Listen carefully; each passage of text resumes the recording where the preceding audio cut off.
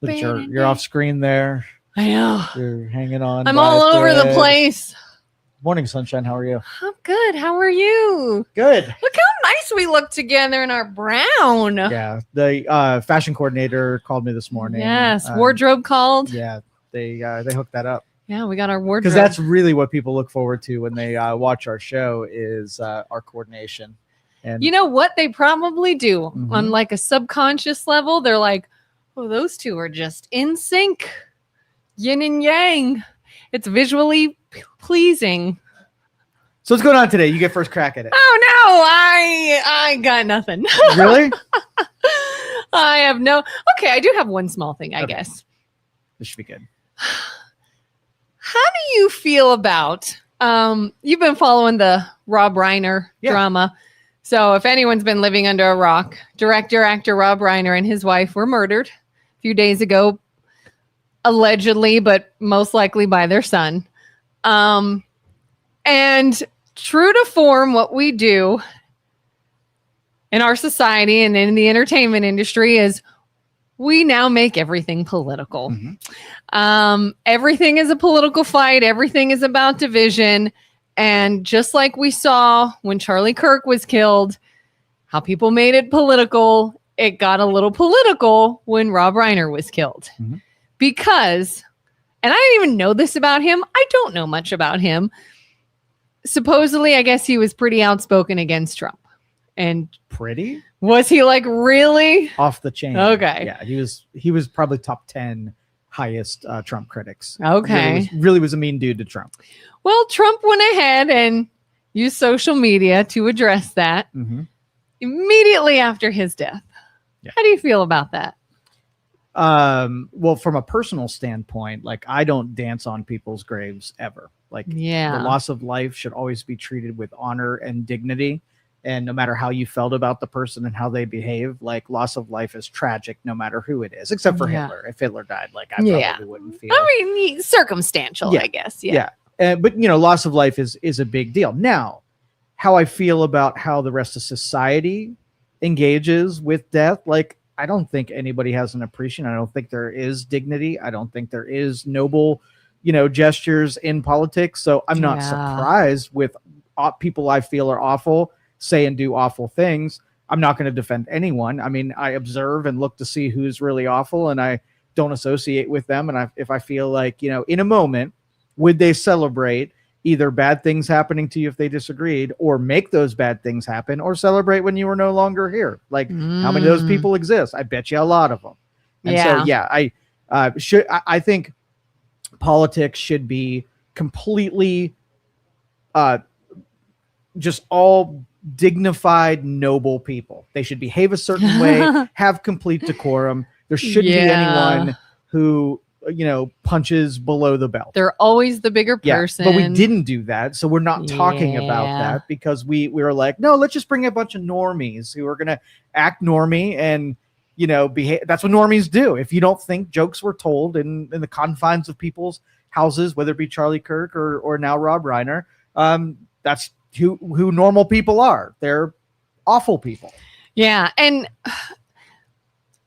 it's not like his post was as vile as people celebrating the death of Charlie Kirk, but it was still unnecessary, unkind.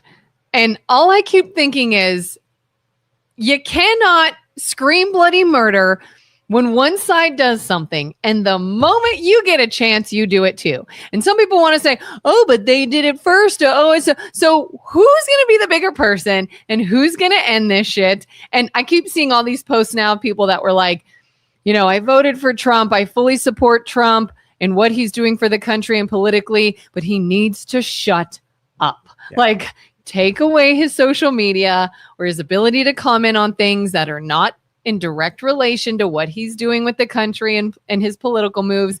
And I'm kind of that mindset where I'm just like, if we could take away his Twitter page, I bet you we could solve so many problems. Like, dude, just stop. Just don't. Just stay in your lane. Everybody that was all up in arms about ignorant comments made when one person was killed. who takes his Twitter page? The White House. So the White House takes the Twitter page away. They're like, sir, we're blocking your page. Like, please stay off social media and let maybe our marketing team handle things. Okay, should we do the same for Bernie Sanders? He says outlandish, mean things that are cruel and attacks other people. Probably. How about Chuck Schumer? Yeah. Can we take them all away? Would you rather complete transparency where you see the good, bad, and ugly? Or do you want a whitewash deal where if somebody's mean or somebody says, how about this? Yeah. Let's just make people behave. Yeah. So there's nothing to hide. Stop being such a jackass in general. So and then it won't come out on social media. I like that we at least get to see what real is, and it makes us uncomfortable. And in our brains, we're like, it feels like a good idea to hide this from me because I like the illusion that people don't really behave this way. But if it's, and that was, when I used to do marketing for celebrities and how they were painted by their PR people and how their, the managers behind the scenes made sure their public persona was unblemished. Yeah. And then you get to hang out with them for a couple of hours and you'd be like, holy shit, this is the worst person that I've ever met. How that doesn't ever leak out. It's because people are curating what the public knows about them and it's good for them. Right. Mm-hmm. But we don't live in that era anymore. Things happen fast. We have complete access to information. Now, if you're like, was there an illusion that Trump was not a jackass, mean person before this moment? So why is this something that's all of a sudden like, oh my goodness, I guess he's not a Puritan. He didn't do the rosaries on and Rob I guess my biggest point and pushback is, and it's not so much him personally or any one person that does it. It's, and I already know the answer to this. It's futile. I get it. When does one side at least, if not both, grow up? Never. When do we bring back that respect to the position? That's an idealistic I know it hopefulness. is. It's not going to happen and it's true. Carter says, I agree with Kelin and I'm a huge Trump fan. He is his worst own enemy. So let's play that out. Let's just say like, okay, Trump, that was really bad and you dance on the grave of someone because it was your enemy. Don't do that anymore. Right. Yeah. And so we're all like, okay, guys, this is an example how we don't behave. So let's all now bring the temperature down, right? Let's all learn how to be right. And we all agree civil, that, right? kind, in the moment, because Trump did it, made the example, and now we've learned from it. How many, you might go minutes or seconds before somebody else does the exact same thing, and then we're having the exact same conversation. Yeah. Seconds is what it was. I remember Joe Biden saying, like, they escalated the temperature and they were accusing Trump of a bunch of stuff. People were getting all fired up about it. And then nasty things happened out in public. So Joe Biden was like, let's lower the temperature and keep this rhetoric to a minimum so people don't act on the things that we say. And I hit my stopwatch and I was like, let's see how long it is until one of yours, right? Yeah. Says something rhetorically that escalates the temperature. They could not do it. Or you yourself. The person saying, let's lower the temperature. Not going to happen. How long until you heat it up again? Exactly. So yes, it's it's self-serving to say those things, but if there's no actual, taking it serious and acting like adults, then I'm a cynic when it comes to when they say that, how true they meant. And when it was that, like, if you take a subtle shot at somebody else and then they take a subtle shot back at you, right? Yeah. And I'm like, that was a fair exchange. You want to be super mean over here? Anything you play at somebody, turnabout is fair play, right? That's my favorite saying for 2025. And so, like, again, personally, I behave differently. And when I look at the world and it's trying to, through theater, posture itself like there's noble, I'm like, no, you're not. No, you're saying those things and that's what you think you have to say, but nobody believes you're actually going to do that. So I've already put all of them in the mean, tantruming, childish. They're all there. So when they do it, I'm like, yep, that's just what I thought was going to happen. And unfortunately, they are sort of playing to their audience, because if you had a leader or someone in position that had that decorum, that was the bigger person, that kept their integrity at all times, didn't say what they could say, how small of a portion of the population do you think would appreciate that? Very little. Compared to the sign that is like, yeah, you tell them, well, they did this first, so we're going to do this. Like, that's the majority. And they know that. And so it's like I said, there's too many people that are fans of politics that pay attention to this stuff and think they have gravity and meaning. It's just an act. It's like WWE. Worse than WWE. Yeah. Worse. Because it's our lives. It's real. Mm-hmm. And yeah, it's like a reality TV show. Yeah. But if it happened tomorrow, you take a prominent conservative and something awful happens to them. It's just a matter of seconds before somebody dances on that grave, either overtly where they say you're a bad person, or they use that name in a way that does not shed, at a funeral, you don't go up there and say, the person that died, they were a total dick and whatever. What you do is you say some good things about them. You let people grieve who are personally attached to what bad happened. You're not going to insult them in that moment. There's no utility in it, right? Or you say nothing. Exactly. That's what I did. I said nothing. Yeah. Said nothing. Either way. Sorry for your loss. That's it. Sorry if you're grieving. But that's how. But we if we minimize life to begin with, then we don't appreciate death, because what is death? I mean, in Canada, they're killing people every day, making medical suicides part of their culture, right? And so it's not like, hey, there's a human being and they have intrinsic value, and we want to help them live as long as possible because it's so super rare and it's so delicate. We're not going to on purpose take somebody out. So we have wars, we have suicides, we have abortions. Like, all of our culture is like, that's not all a big thing. I watch video games. I killed 7 people earlier today in my video game. I don't really care much about that. So when Rob Reiner dies, it's just, a dude. It's dehumanizing is what we're doing. Yeah. It is kind of like I said, it's almost like watching a reality TV show. These are all characters and your character died. Like, it's like, we're almost, like you said, dehumanizing and not realizing this was a real person with a real life and real family in a position that you happen to see everywhere just because you see them on the internet all the time or something. Have you ever lost someone, seen that someone died, and literally in your head was like, thank God the world is a better place. I'm not sad about this. In your own head. I mean, you never said it out. I guess Hitler. I don't know. I didn't see it. In your realm, either in local, my realm personally. I've had several people that have wronged me to such a degree that when I read their obituary, I was a sigh of relief.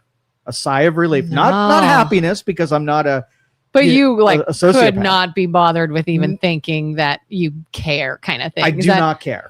I'm not going to that funeral, and I'm not all that sad. And I'm glad he is not around. I've never experienced that. Yeah. You have? Oh, for sure. I mean, I think that would be human nature if they were someone that was truly awful to you. Yeah, but I didn't run up to their parents' house and say, he was a dirtbag. Yeah, right? Social media posts. Oh, yay, the worord's a better place. I just was not sad, and I said nothing at all completely. But in my head, I was like, thank goodness. And I even had, I knew someone that knew I was a Charlie Kirk fan. And when he died, they even said to me, I'm not saying anything out of respect. You don't talk about the dead before they're even in the ground, I think was their terminology. I knew that down the road I was going to hear it. But in those first few days, they were like, I just, I'm sorry you're sad, kind of thing. The person that is like, oh, let's sing praises and be happy and this person deserved to die, is like, you're psychotic. Yeah, you're psychotic. It's just a reflection that we have decoupled from what it means to die, because life has been minimized so much that we don't really care. It doesn't bother us.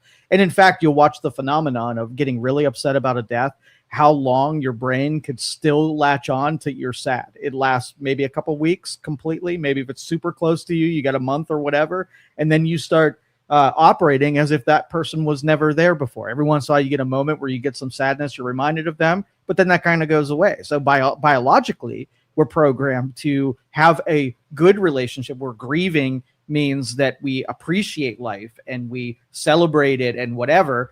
But if you don't have that, if you're minimizing it, then everything is math. People dying is just a statistic. You know what I have experienced, and it'll make me go, what the heck am I doing?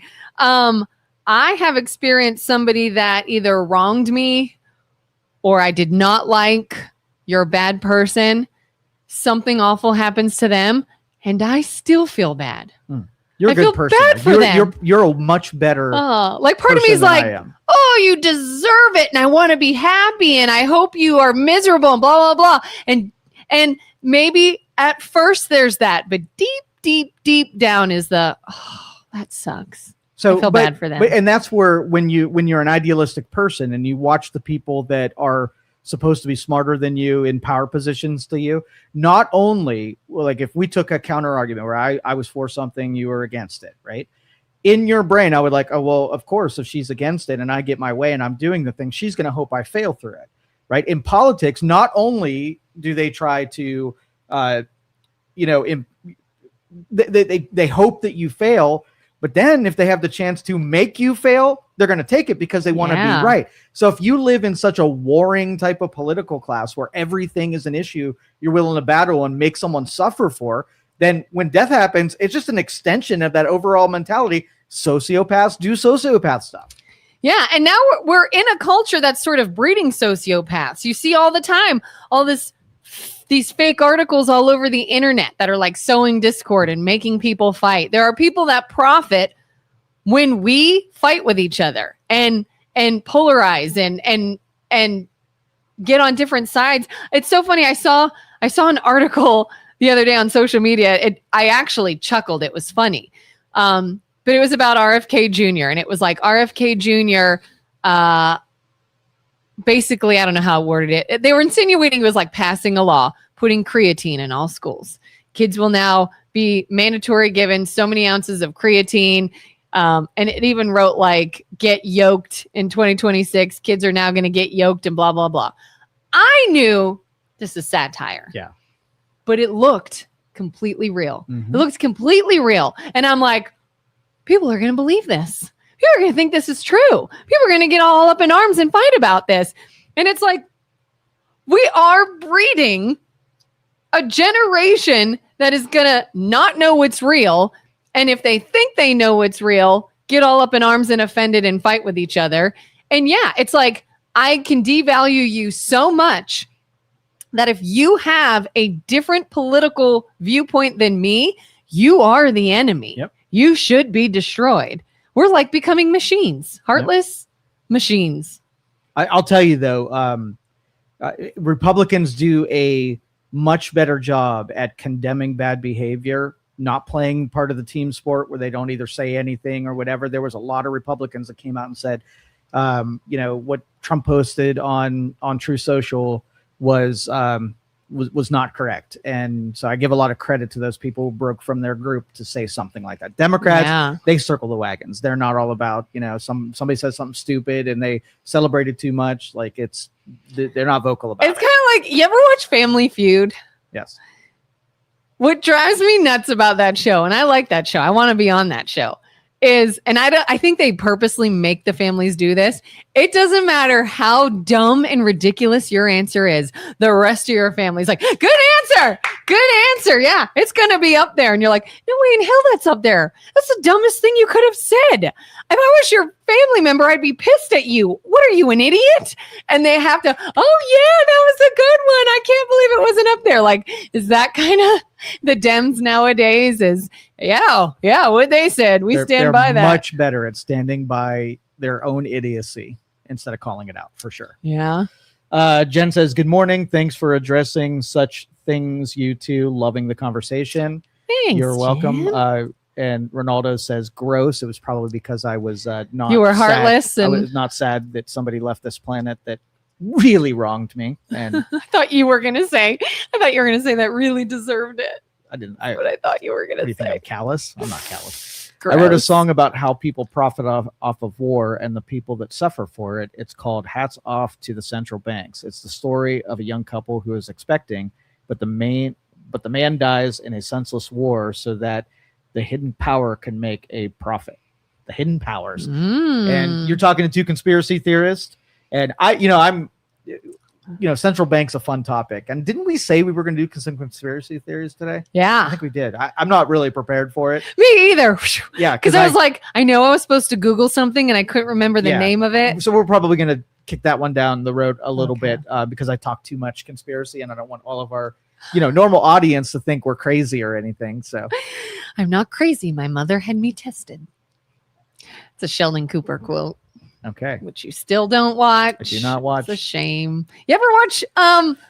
I thought about this again this morning. I don't even know what brought it up in my brain, but Primal Fear. Have you seen that yet? Oh, yeah. You did see it with Richard Gere? Yeah.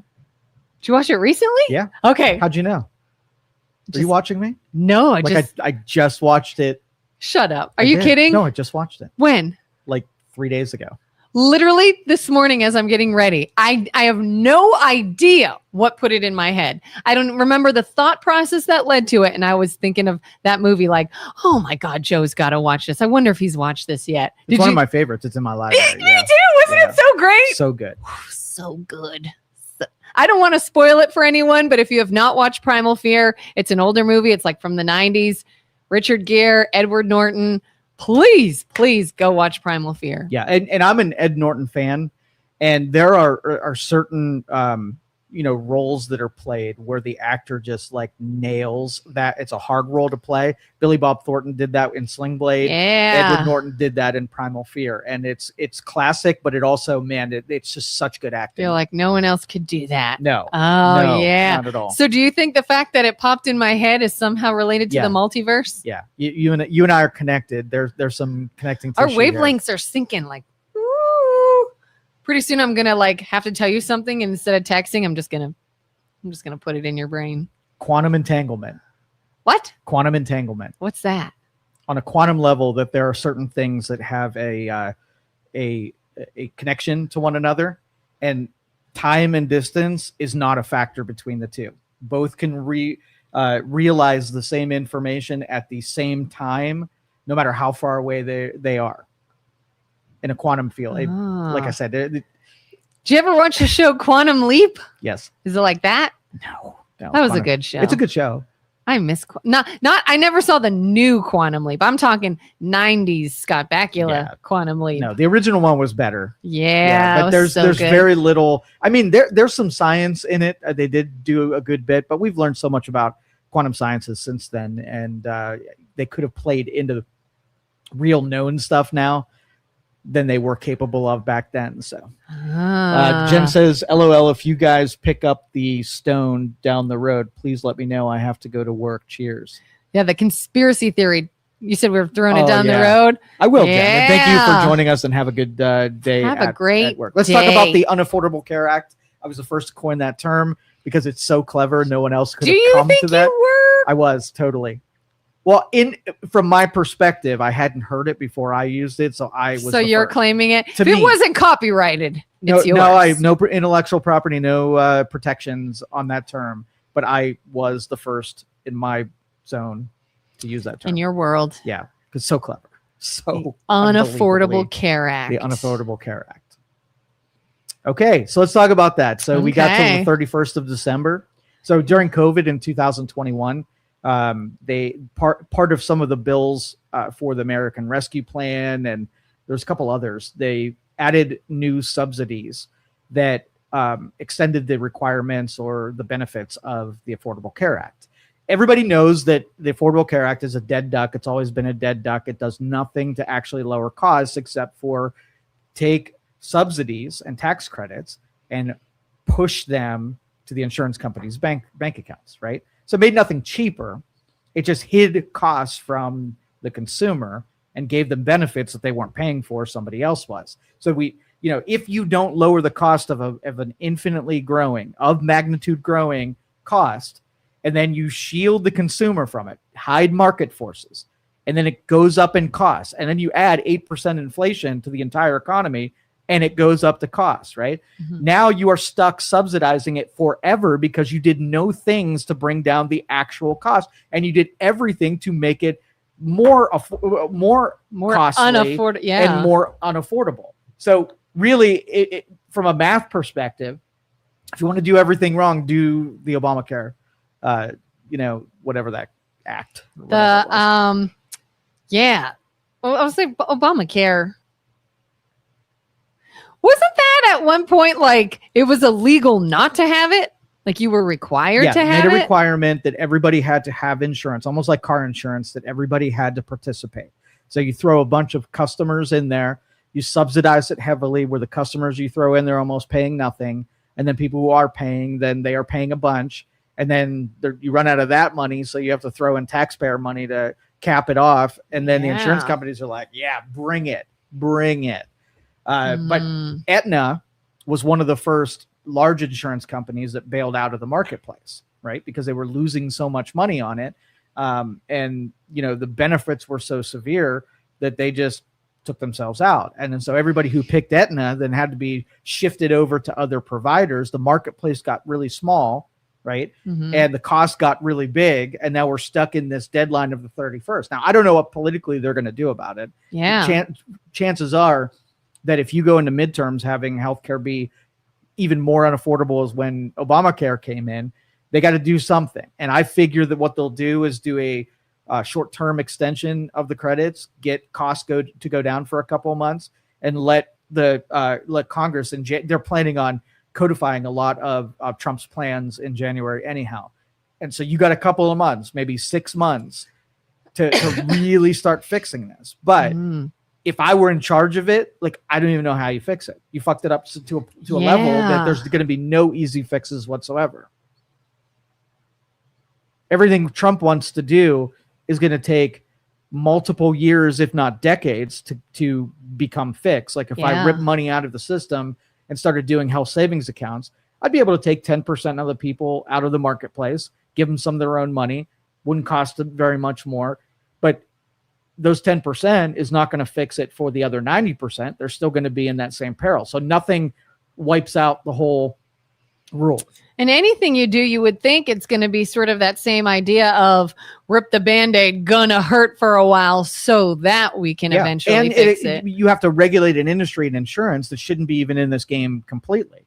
And so the goal of getting it out of the insurance companies and onto Medicare, right? Yeah. Or extending Medicare and Medicaid to take on that low level stuff, right? Then breaks social services and adds to the overall debt. There's no plan that I'm like, yeah, I hope he does that. Every plan I can think of is a non-answer, except for do the subsidies, increase taxes, and that's it. Well, that doesn't sound good. No.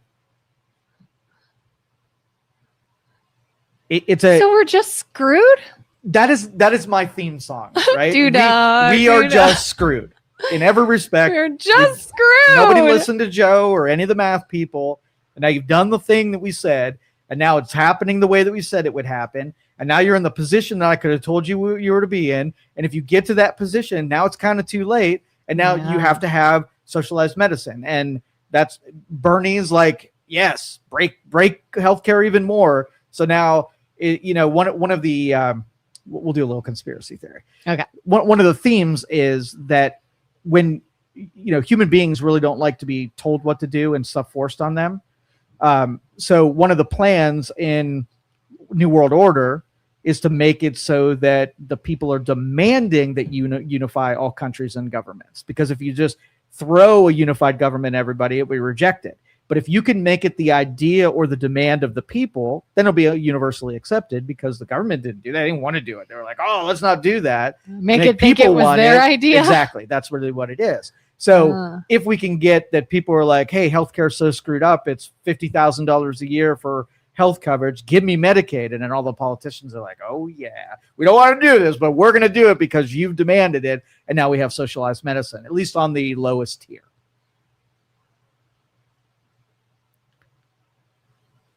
I don't even know how to add to that.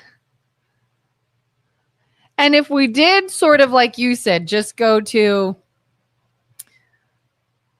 self-pay, use what you need, don't use it if you don't,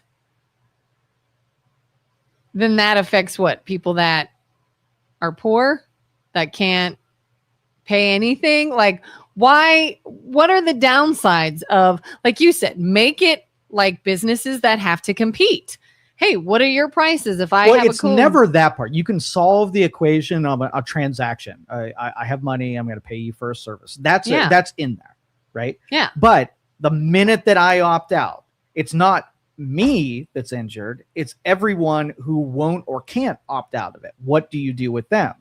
Okay, it's almost like when you opt out, meaning you as a consumer. Once I'm not part of the insurance system, I'm just buying a service from a vendor, a doctor directly. Yeah. I'm not in an insurance system. I don't even have insurance, right? Yeah. So when I opt out, that means I'm not paying into it. So Social Security, the pyramid scheme, right? How it works is you have a bunch of people that are paying into a system, and that money is going out the door to recipients. And as long as there are more people paying in than taking out, then the system works. Mm-hmm. But in the future, let's just say people have less kids, or people go into direct pensions where they're outside the system. Now you have more recipients than you do people paying in, right? Mm-hmm. Now, if I give people that my kid the chance to opt out of Social Security, that means he's going to be taking care of himself, but he's not going to be paying in to the pyramid scheme that goes out the door to the people who are recipients. It's not their money that's being paid out. It's being paid out by people entering the system right now. If that math ever skews where there's more beneficiaries than payers, then there's not enough money coming in. It'll have to come from the taxpayer. Very similar in insurance. If you give people the chance to not be part of the insurance system, they need those dollars to pay out the recipients. I need to pay $30,000 in premiums, not use $30,000. So part of that goes to a person that's only paying or has paid in, is barely paying in anything right now, but using $30,000 worth of services. It's the same math that's getting skewed.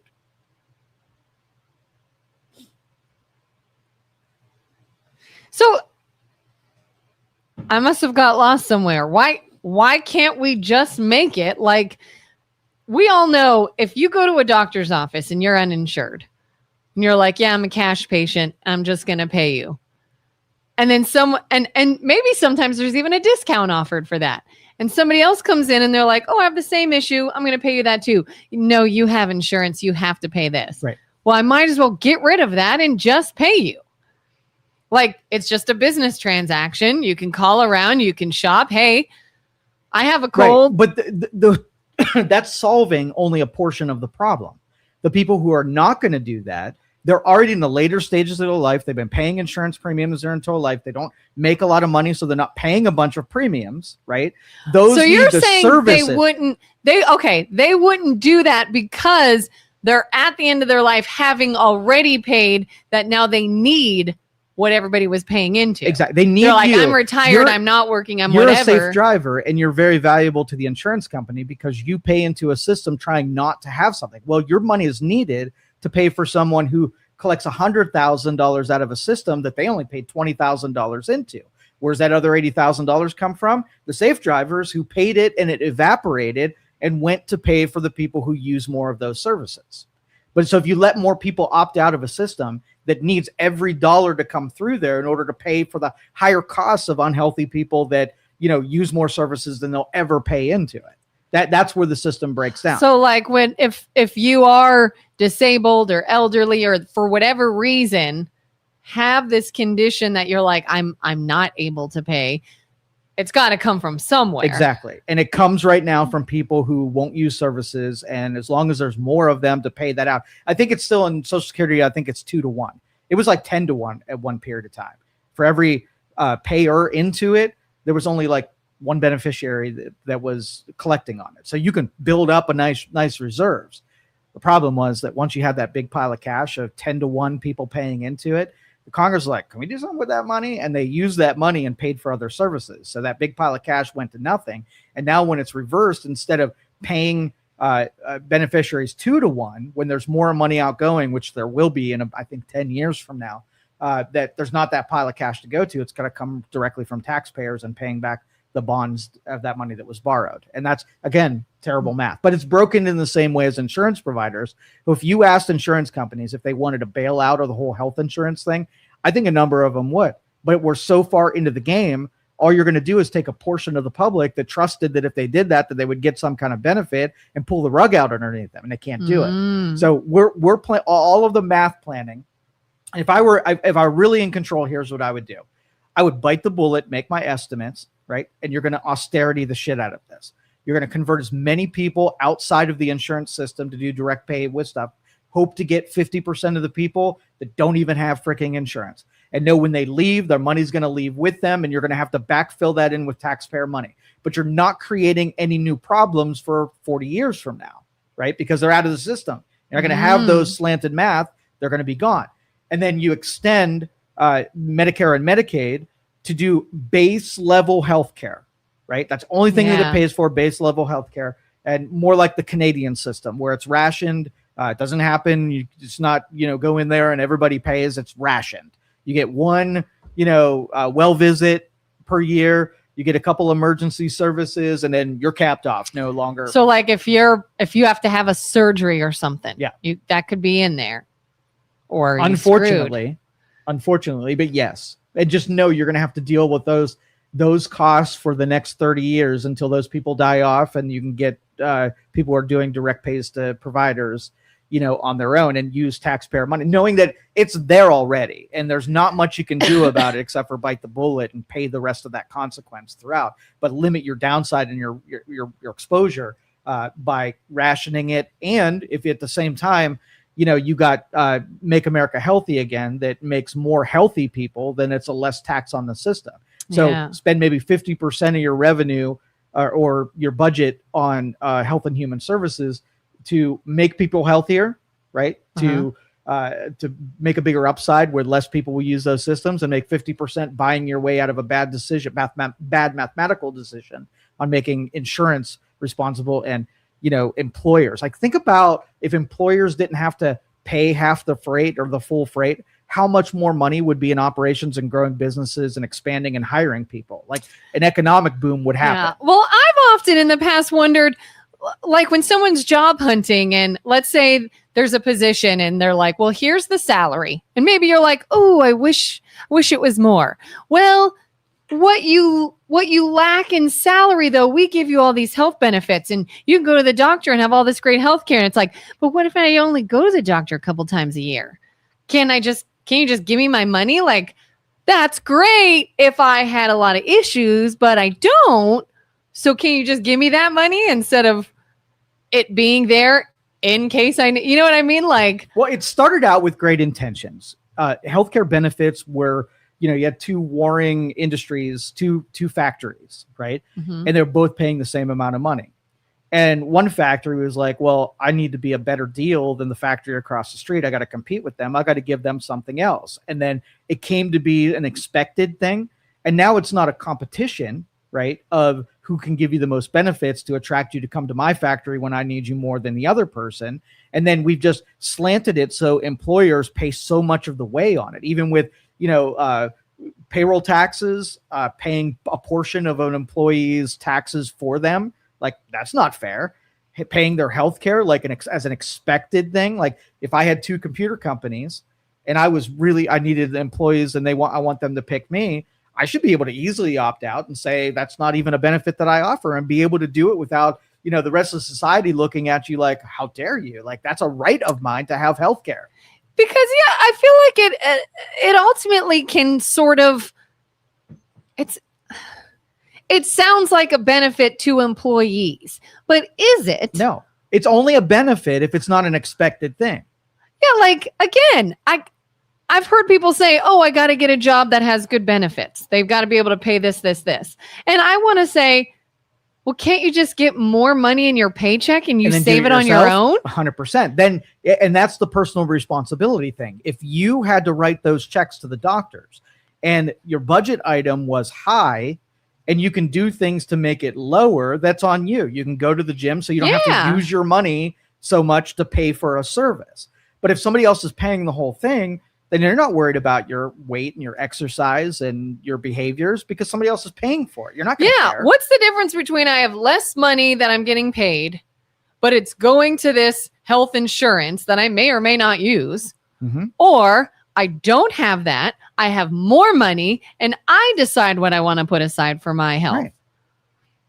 Like, if I know, hey, we've got this issue, it could be a medical issue down the road, and there may be some more testing and doctor's visits. Okay, then I save it. And now it's gone, just like it would be gone if it was a benefit from the employer. Yeah, but what if I don't? Realistically, you are covering an assured cost that you can make different decisions to make cost more or cost less. So we use a car for it. We'll use car insurance because this actually we have good actuary data where you can look at it and say, okay, so if you have a $10,000 car, right, and your car insurance for just liability. So if you hit somebody else, you're covering them in case you do damage to them, but you're not covering anything on your end, right? Yeah. So it costs you $100 a month for liability. Full coverage, meaning that I'll cover you and I'll cover my car, is $400. So you're going to pay $300 more on something. One, you're going to do the liability. One, you're only doing your liability. One, you're fully covered where something bad happens and they cover everything through insurance. Now, at $300 difference per month, if you put that in a bank account, right, $300 a month times 12 months is $3,600. Yeah. And on your sheet, I just hope nothing bad happens to my stuff for 3 years before I could just buy my own car. So if you take the typical thing and ask people how many accidents they are in their lifetime, I would say 2, right? 2 accidents that wipe out a car or do enough damage to cost a bunch. And if you multiply what the unless you're a terrible driver. Unless you're a terrible driver, but then that's on you. Yeah. And then you get to figure out. Don't be a terrible driver. Exactly. Yeah. So in the course of 10 years, you've paid $36,000 in extra premiums, and you might not have had an accident because you did certain things. You weren't in a high risk category. Maybe you drove safely and didn't do speeding tickets and whatever. So if you were to say, hey, do you want to just keep your $36,000 over that 10 years? And if you get a bad accident, you just throw your car away and buy a new one? Or do you want to get to an insurance company and have them do an adjuster and they make the payments on it? Well, if you're terrible. And then your payments go up from there on too. Exactly. Yeah. And that's again, if you have the data on health and what health really costs you, if you're in the I'm paying too much category, and if I just kept my money, I could just cover that on my own, or you're on the, oh shit, I'm glad that dude's paying more than he needs to so that they can cover me for all of my actions and everything that happens to me with my health. Yeah. And don't use the exception of people that, something visits them that was totally out of their control because they are the minority. We have unhealthy standards that we make ourselves sick and diseased here in this country. And if you're responsible for the costs of your actions, that you'd eat less cheeseburgers, exercise more, and whatnot. Don't give me that BS. And give to those that you think you want to give to. Like, look at St. Jude Hospital. Are they not funded entirely through donations, or do they have things like grants and government assistance, or is it just... I don't want to talk shit about St. Jude, so I'm going to stay out of this. Oh, no. Have I been living in a delusion? You did it for the best reasons. I'm not gonna lay anything on you. You keep doing what makes you feel good. I'm sure some people are helped, but yeah, keep doing it. Okay. We're going to revisit that Any at some point. kind of child, pediatric, that giving is always going to be good, because even if there's some inefficiencies or clusters in those kind of organizations, people do get helped. So don't withhold. Yeah. Don't get withheld. I knew someone who used St. Jude and really liked it. St. Jude's great. All right. Anywho, but I do remember years ago, I took a job and I remember the employer saying it could be this salary plus benefits. Or if you don't need it, I was like, I don't need it at the time. My husband's active duty military. I have benefits through him. I don't need that. Okay, well, then we won't offer you that and we'll just make your pay this. Yeah. And I'm like, great. Yeah. So the point was getting employers out of the whole insurance sales, because that's just an easy sale for an insurance company. They need to fight hard for your business by offering you benefits that they're able to provide you. And if not, self-insure, where you're just saving up your own money and buying your own car if it, were to get, devastated. Don't give extra money to insurance companies, because their job is to make money. You do not want them at the levers of your health or your car or anything like that. I buy insurances all the time, right? And I know what I'm buying for. If I have an event, right, I can spend $100 on covering a liability that's very unlikely to happen. And then I can be a partner in that, where I can make that as less likely as I possibly can. And even if I can't, or if I've done everything that I can and it still ends up happening, then worst case is covered, so that I'm not destroyed because of something unlikely that happens. How do you feel about people that sell like gap insurance? You know, Stupidity. I was very recently approached by some salespeople, and I was like, oh yeah, I'm good. I've got some health benefits and things of that nature. And but this is gap, so that if you're hurt and you can't work and you need more than this and blah blah blah, then you can pay into that. And I'm just like, I wish Joe were here. Yeah, it's feeding into a debt industry, and that's why I don't believe in it. Is, should somebody buy a $70,000 truck that they're going to have a payment for a really long time on, and if something bad happens, that there's going to be a gap of depreciation between what it's worth and what value that you have. And if in this case, like if your insurance company covers $30,000 and you got to buy a new one, then there's a separation between what you could actually buy it for and what the insurance company cut a check for. Now, even another insurance to cover another value. Yeah. I just think people pay too much in insurance to companies that don't give two shits about. Yeah. Go ahead and try to explain what insurance is to like a 10-year-old, and all their reactions, right, are the truth that is in that. It's funny, this salesperson, and I don't even remember how he tried to word this. It was something like, oh yeah, and if you don't use it for that, go on vacation. You could go to an island on vacation on our money. And I was like, on your money? You think that I think you're going to just give me money to go on vacation? Like, get out of here. Yeah. Oh, insurance it's on top of infuriating. insurance on top of insurance. So yeah. It's a game. It's a game.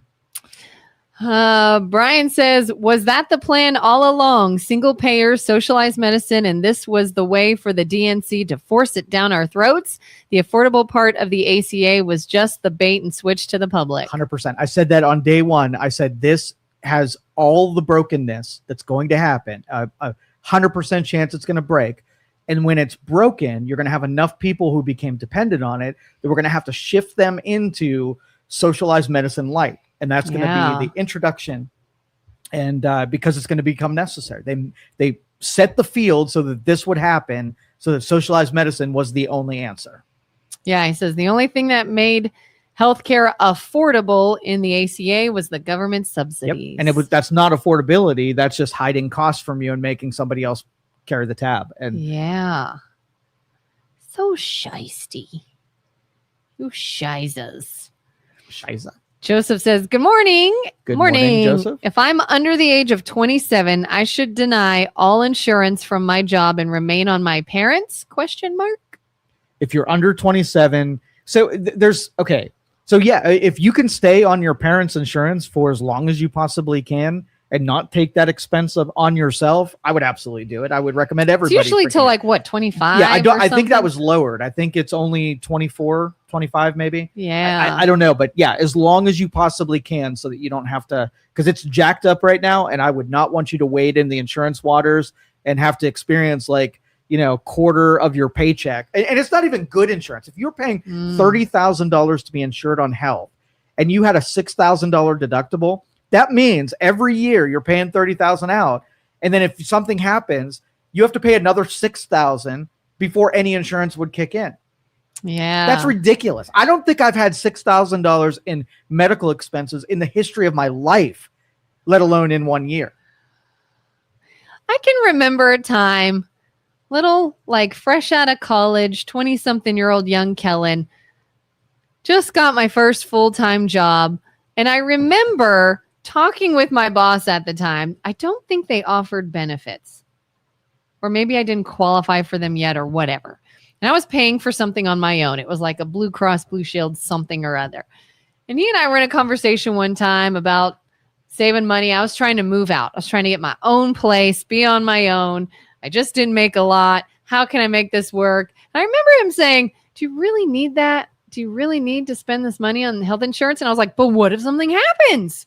What if I'm in an accident? Yes, I do. That's my lifeline. Well, and the thing is, and that's reasonable. Okay. But it's more like when you go to an electronics store, right? And you ever buy like a $50 thing in an electronics store, and they're like, for $5, do you want to buy the insurance on this thing? And you're like, this is a pencil sharpener, right? Yeah. Never in my life did I think that if that thing ever broke, that I would be so on the edge of financial devastation that if I'm so lucky that I had that $5 insurance that would replace my pencil sharpener. And that makes sense. So what should you, if you wouldn't do a pencil sharpener, there is a product on that shelf that you can picture yourself saying, yes, I'm so glad that I paid for that. Now it's everything in the middle, the replaceable stuff that doesn't cause destitution, that when you add up all of those, oh shit, I covered myself, and you add up all the money that you spent based on that fear, that you could have bought 97 of that thing if you'd have just kept the money yourself. So like if the fear came to fruition, you could have afforded it. Yeah, right. But you gave all that fear money to an insurance company, right? Yeah. Thinking that you were covering your anxieties about that thing breaking. And isn't it easier just to take the money that you set aside and go buy the new one when that thing breaks? Do people just, I mean, is it still worth it for big stuff? Like if I gave insurance company X amount of dollars every month, and then God forbid something happened, I needed a major medical procedure that was extremely expensive. Would the money I gave to this insurance company over time equal the cost of that procedure, whereas I could have held on to it and paid it? Or does that procedure still exceed what I've already paid and they do need to pay it for me? And I don't know. Well, it's just math. So you can look at the statistics, right? Just like we did how often somebody does an accident. Let's just say the published statistics are that normal, regular, middle of the line people get into accidents in their lifetime. Then all you do is divide it and find what you're paying to cover you from that thing happening. And it's a good deal if you're paying into it and the payoff is bigger than what you've paid in on it. Right. But no insurance company is going to make that offer to you. Yeah, because if you end up using it, what happens? Your rates go up. Yeah, right. So now you're paying more because they're like, oh, you may actually need this. So that's why it means to starve insurance companies of the frivolous insurance policies.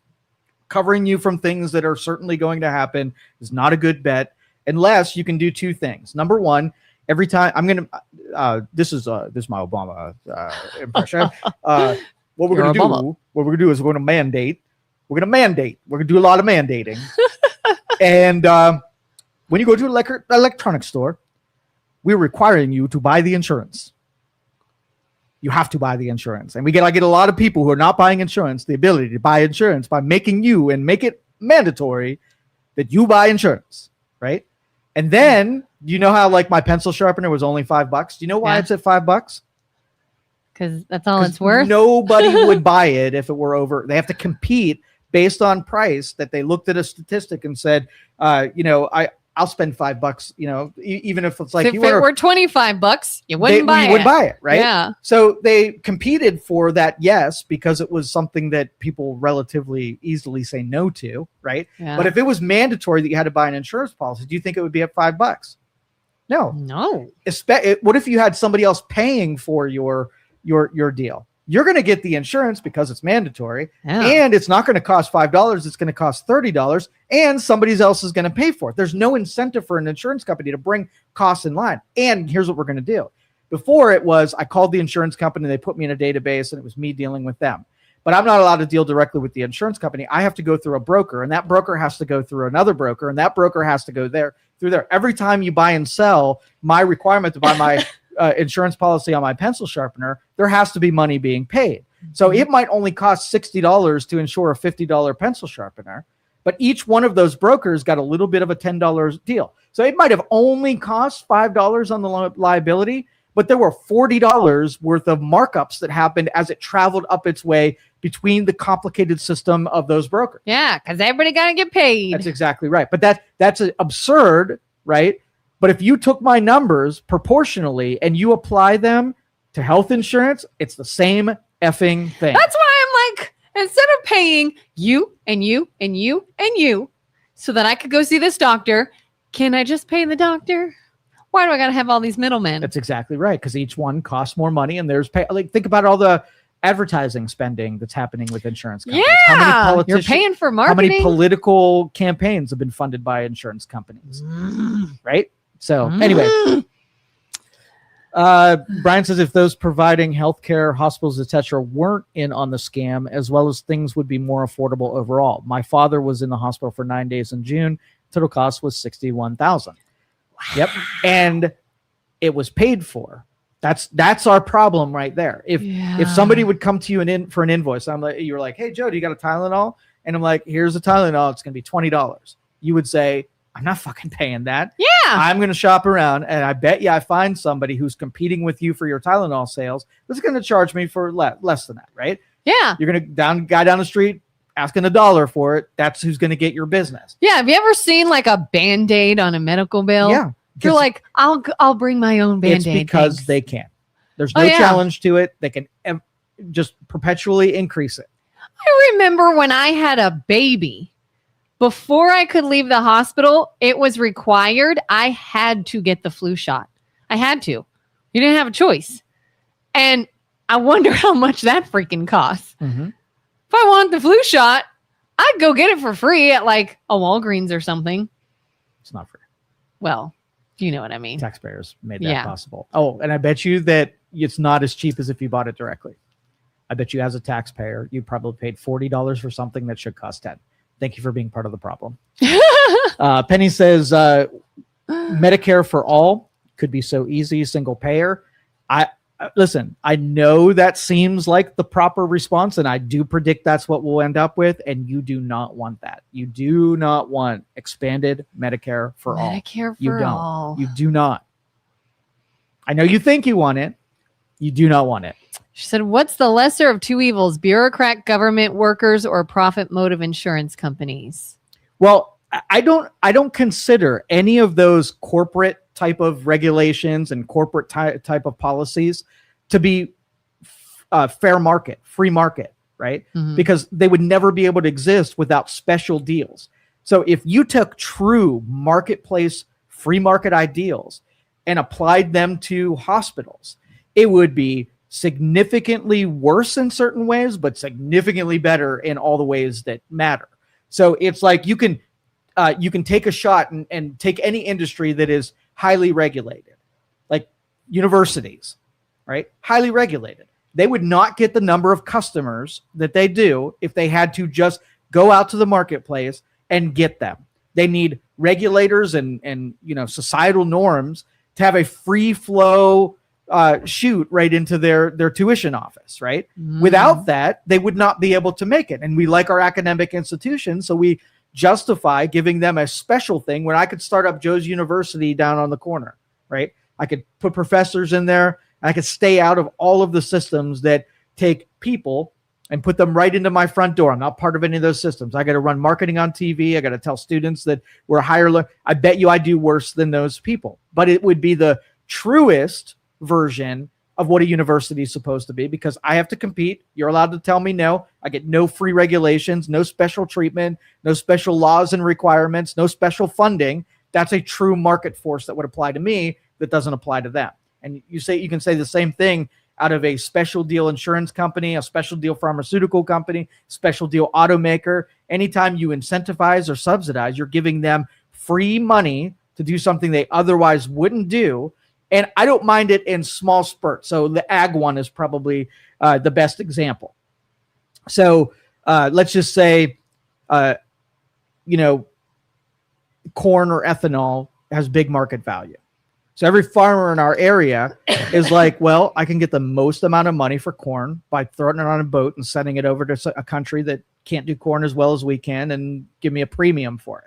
And then you walk around your community and it's like, hey, you know what? There's a lot of farmers markets that aren't getting any kind of thing because that corn is going directly out. It's not benefiting anybody in the community. So what I want to do is I'm going to take the difference. Let's just say you can plant potatoes and everybody likes potatoes here. Mm-hmm. You get $6 for potatoes and $10 for ethanol.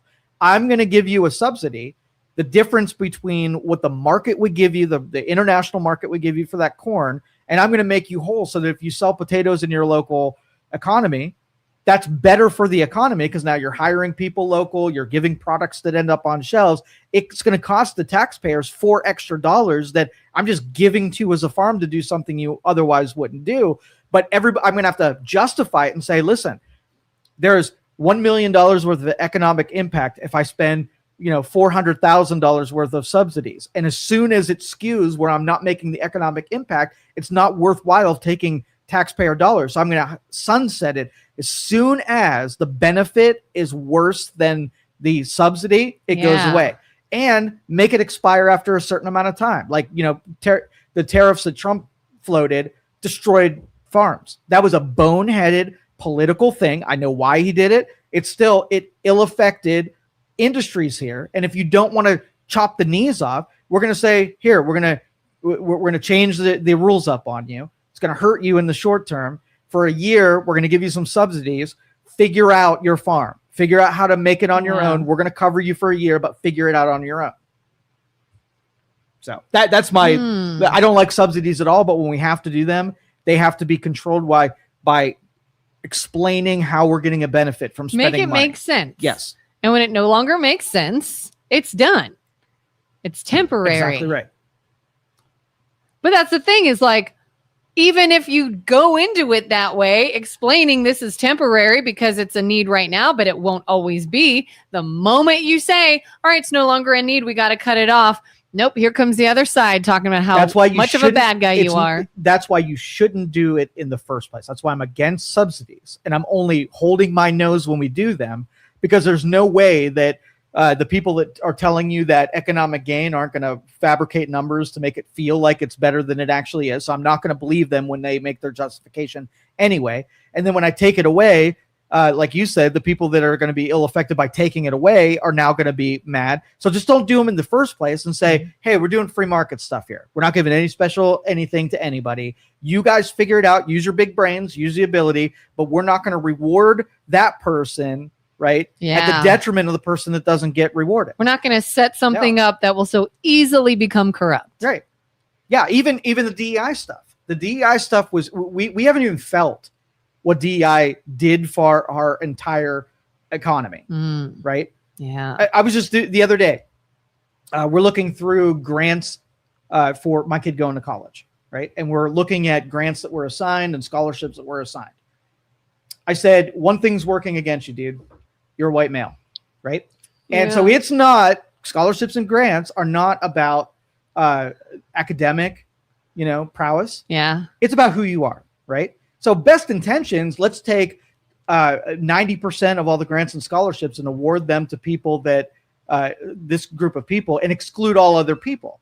So now what have we done? We have given advantage to a group, almost like giving advantage to agriculture, giving a grant, advantage to insurance companies and pharmaceutical companies. And now if I start a business, right, I'm at a disadvantage when I'm competing against other people who are getting free money, don't even have to try hard, right, as hard as I do. And I might go out of business having done it the right way. They're still in business and the whole thing was AstroTurf. That sickens me. That in the best of intentions, we create a subsidy that tries to do one thing and it ends up hurting the whole marketplace. If you try to get into a business, and I don't mean you personally, I mean a person is trying to make it in a culture, in a business. And that business is run by, let's say, a particular kind of minority, whatever that is.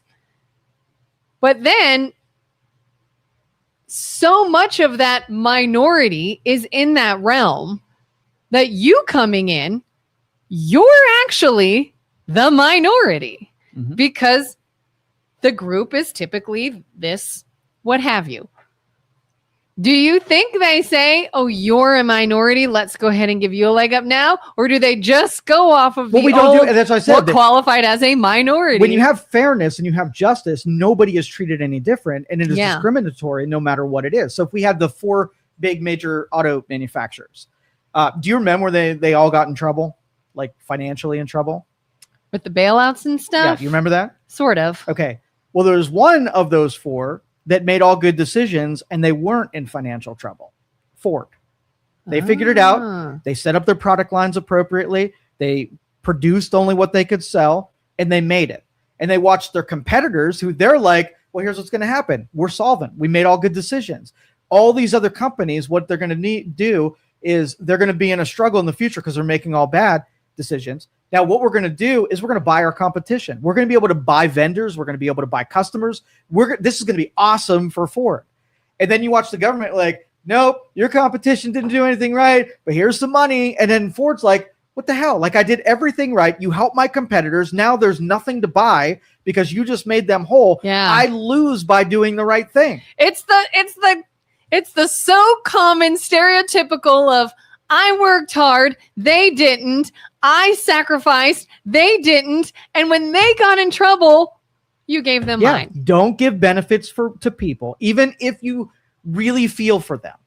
Don't feed the animals. It feels good to feed them, but when they create a dependence on it, now you're necessary forever, and they're no longer a beast of the wild. They're your dependent. The group project. That's exactly right. But tell your son in college you're going to have to do a group project. All of the criticisms, they're real. We already did those things. So it's not like we can get in our time machine and not do them. We're stuck right in the middle of that. Yeah. So if you have, how many grannies who, were barely making it before, you change the rules on them where they had a benefit that you're going to take it away from them. How many of them are crying on TV before the rest of us are like, okay, we did the wrong thing, but let's keep doing it because Granny. You don't want to hurt Granny.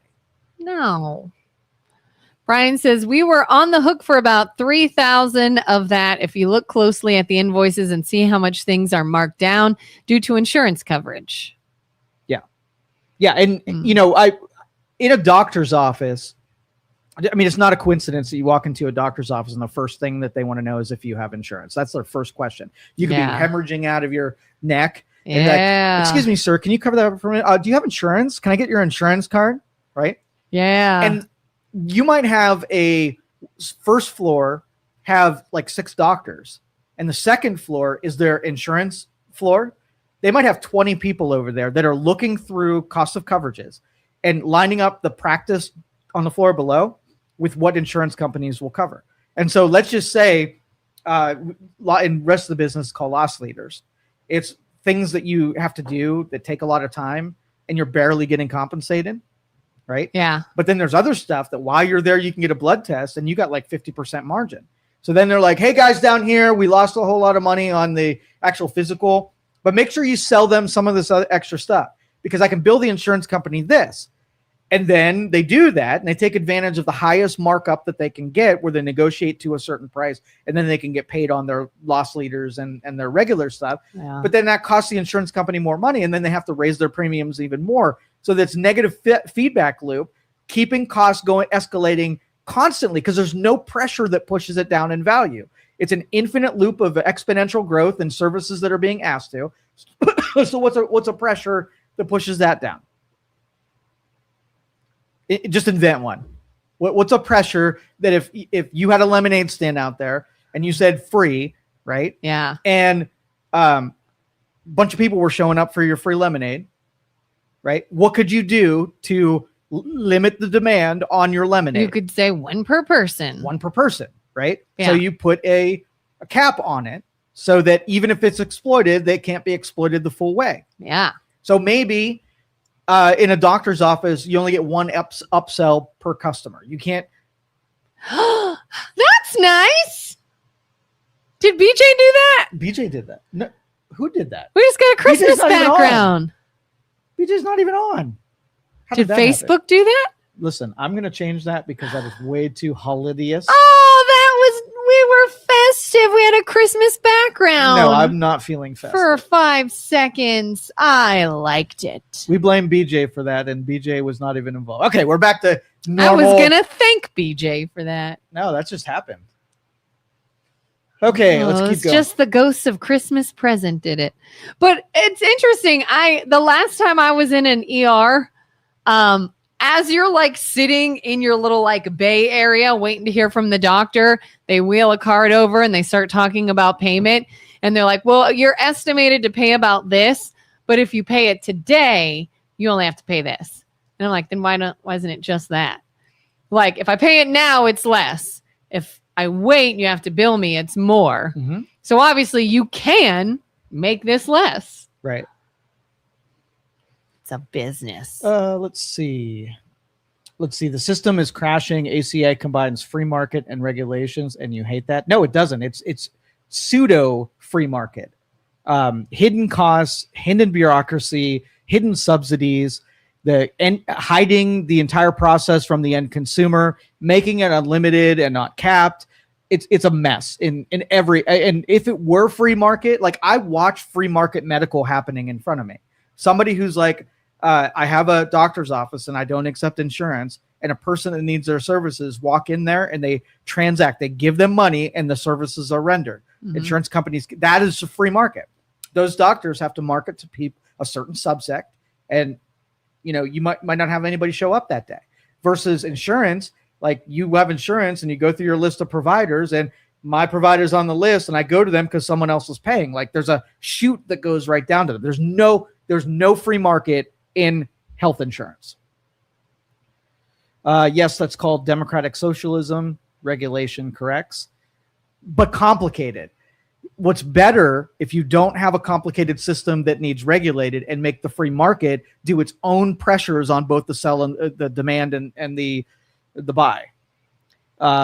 True market forces do not work. That's how we have such wealth in it.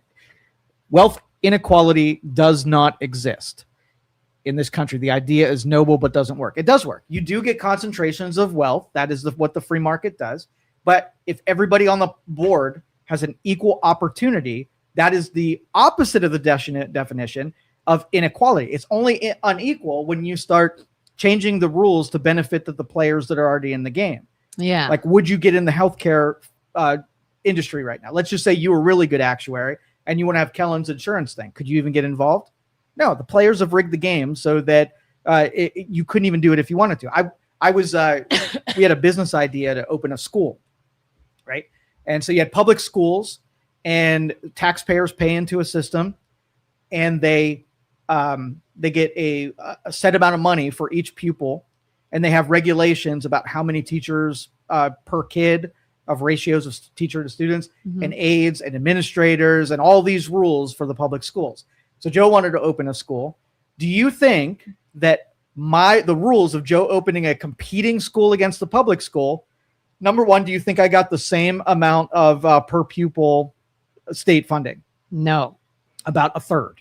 Oh. My ratios were higher. Where a public school, you could have 1 to 24. I had to do a 1 to 10.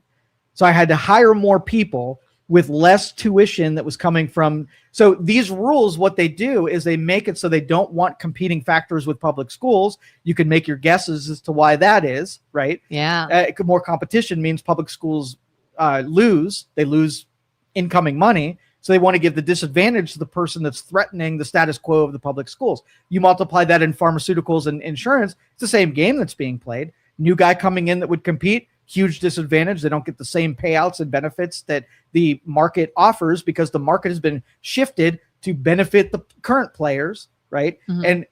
And then keep other people from participating and competing. Can we, for just a sec, go back to wealth inequality doesn't exist? Yes, wealth inequality doesn't Let's talk exist. about that. Yes. Why do some people think wealth inequality exists and others do not? Well, they take disparities in value, right? You take an Elon Musk and you take whatever. Bring up a statistic and says the top 10 people of total wealth, right, have more wealth than the bottom 90% of people. That is a distance between those. That's a disparity, but it's not inequality. Yeah. It's not like a rigged system, you mean? Yeah, because anybody from the bottom 9 is allowed to participate in the same things that the people at the top are participating. So if you let's just take a sample person, Bob Smith, and we'll take Elon Musk, right? Uh-huh. And it would only be inequality if they were doing and sacrificing the same things. Right? They had the same history. They had the same education. They took the same amount of risks. They tried and failed the same amount of times. Now you have two people. You're like, oh, they did the exact same things. Those two things are unequal. Mm-hmm. Now, if one person wants what the other person have and they didn't do any of the other things, that is a disparity. And it should teach the underlying thing. if you look at someone who runs a marathon, you're going to be sad that you can't run a marathon. Go do everything that they do, and you will run marathons too. But no, I don't want to get up early, and I don't want to eat certain things, and I want to take my TV time and sacrifice it on the treadmill. I don't want to go in and shadow anyone. But I do want to run the marathon. Yeah. That's not an inequality, right? That's an inequality of outcome. So if someone's like, I got up early every day, and I worked towards this. I networked with the people doing it. I learned under them. I gave my free time to go and do things for free so that I could get more experience. And if you did none of those things and you just said, oh, must be nice to have that, it's not an equality. And that's where socialism breaks down, because it takes words that's supposed to mean something, and it basically sabotages the meaning of that word. And then it takes the person who says that makes you mad. When you say there's wealth inequality or women make less money than a man, it feels like that's an injustice, and we need to fix that. Yeah. But then you look at everything, and they're so different. You're taking two things like that aren't even connected, aren't even correlated, and saying something they have is something that I want, and I don't have it, and I'm mad about it, so I'm going to try to take it from them, and here's my justification for taking it from them. There's no justice in that. Interesting. What about subsidizing? Our farmers who were impacted with tariffs, they all voted for tariffs and now once again have to subsidize them. Yeah, not a fan of subsidizing at all. I feel like if you're going to make a move on tariffs, that it needs to be slow and proportional so that your industry could, let's just say you followed all the rules that you were given to a T. Someone comes along after you're set up and changes the rules on you. Whose responsibility is it? You did all the right things and I changed the rules on you. Is it your fault or is it my fault? If I did all the right things and you changed the rules, you. All right. I'd feel an obligation that I'd at least make you a little bit whole. That's just if I had a direct relationship with you, I'd want you to deal with me again. And that was wrong of me to change the rules. I might have had to do them, but it still doesn't help you. Right. Yeah. And so, I think there is some obligation. Maybe it was necessary. Maybe it wasn't. I would have done it different if I were in Trump's shoes, but he didn't. And so he's paying the consequence by having to take subsidy taxpayer money, give it to farmers who didn't earn it, and bail them out of a short term. Maybe in the future, when they're uber prosperous, they'll pay that money back. Like the auto manufacturers were a little bit different of a deal because that was mostly loans. They made them a loan to get them by, and then they paid back those loans. Well, I have a feeling agriculture is not going to get to a profitable level when we're insulated from competition with incoming agriculture. When they're making millions of dollars and the government gave them millions of dollars, they're going to feel an obligation to then give that money back to satisfy the next guy. So when I picture the marketplace, yes, you can help people who in the future will then help you back. And then you have a cooperation. When it's a relationship where you're fighting, right? You're going to take what you can get when you can get it. And you're going to have to try to shaft the other person when it's their time to, pay it back. Yeah. Yes. And what you were describing is called democratic socialism. The government steps in temporarily to regulate. But the democratic socialism never effing goes away. I would say temporary. That's the key word. If you could prove to me that I'll pay your rent for 1 month, that I'm never going to have to pay your rent again, and it gives you a chance to get in your feet, I will pay taxes all day. Yeah. If all it meant was that I was helping the people that you promised me would be helped. Yeah. And it was short-term and temporary. But if you're just looking to get more Democrat voters by giving them free giveaways and they'll be voters for you forever and they never go away, that's not. If someone fell on hard times through no fault of their own, by all means, let's band together and help them. But when that becomes their new way of life, and they're like, well, I'm not going to work now because I have this. Why would you? There's no incentive not to. But if I was like, I'm going to pay your rent one time, right? And then I'm going to help coach you so that you're not in this predicament 30 days from now. Yeah. And it means you got to cancel Netflix and you got to pare down your cell coverage. Or your cell plan. You got to not Can't go out get to your eat. nails done. Yeah. Here, I'll help. I'll pay your rent, but you're going to improve your life to get there. I'll bail you out right now. Right. Yeah. We're going to help you in your hard times. Yep. Until you get back on your feet. With the idea that you will eventually get back on your feet. Yep. Not just endlessly say, but it has to be this is how I live now. You shouldn't live there. Yeah. DI also affects innovation and technology. Yeah, it absolutely does. What is companies with higher levels of DEI actually perform better, therefore boosting the economy? from a logic standpoint, or like, what do you mean? DEI also affects innovation and technology. Yeah, like how does DEI, like in a meritocracy, you have the best qualified person for a position. How does DEI from a mathematical standpoint? Because my risk and liabilities go up when I have to hire for something other than the merit of the person that's in front of me. Yeah. The chances that you get a worse person are significantly higher than you getting an equal or better person. So I can see, like, there's some companies in Silicon Valley. I read articles when this first started, where some of their pipelines for recruiting were a certain way. DEI forced them to change their pipelines. Well, I credit DEI being the disruption that made them go into different demographic pools to be able to pull out talent, and it worked out for them. But DEI was the cause of the disruption, not the mathematics that put more merited people in those positions. Right? They broke it enough to find a solution. They weren't the solution. Exactly. So, Okay. and again, that would be considered a policy subsidy, where you do something as a disruptor on purpose to create enough entropy to make people do different things. And then you stumble on somebody who you would have never, found in any other way because you were forced there. So short term, make a disruption, go through the data. And, I don't buy that the aggregate data on DEI was a net positive. I think there were positives that came out because of it was a disruption. That's my personal deal. Ford actually did not make all good decisions. They were laying off 1,600. When I say good decisions, I say that they were financially solvent when their competitors weren't. So they were able to pivot at proper times to make sure that they didn't need a bailout. They didn't make all right things, but they would have survived. If natural would have happened, if they would have just let it play out, the other manufacturers would have got bought by competitors and product lines would have probably went away and Ford would have survived it. That was my point. Jerry says, go to Southwood's doctor or Mercy doctor, and they now bill a $300 to $400 treatment room fee to see the doctor for a follow-up or an initial visit. It is BS. They can get away with it, so they'll continue doing it. Dang. Is that why every time I go to see a doctor and I check out, they never used to do it, always, all right, we're going to schedule you for a follow-up. And I go, okay. And I cancel it every time. Yeah. If I'm better and I'm good, I'm not coming back here to tell you guys, thanks, the meds worked, I'm better. Thanks, the treatment helped, I'm all better. But why do I come here to tell you that? They have to keep inventing new revenue streams. It's not about like rendering an individual service. In order to be there and have the specialties that they have requires a lot of money, right?